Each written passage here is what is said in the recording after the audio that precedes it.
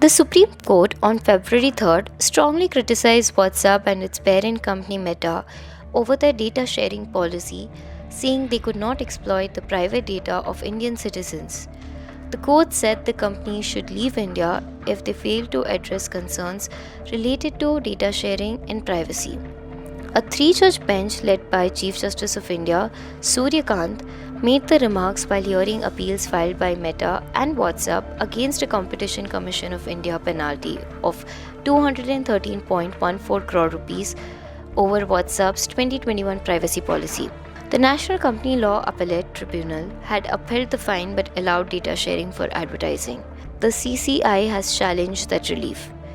The court said it would not allow even a single piece of user data to be shared.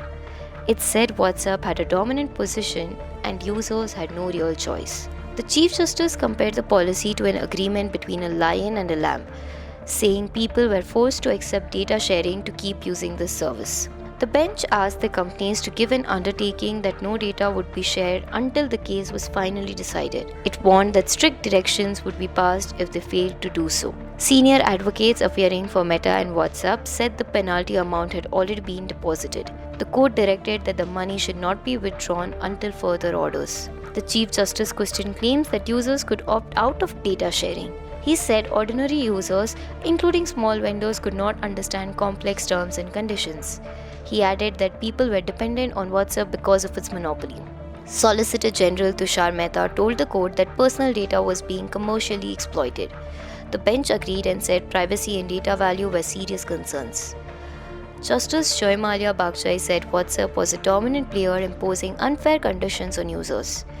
He also questioned whether users were truly aware of opt-out options. The court allowed Meta and WhatsApp to file affidavits explaining their stand.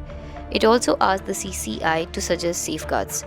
The matter will be heard again on February 9 to decide interim directions.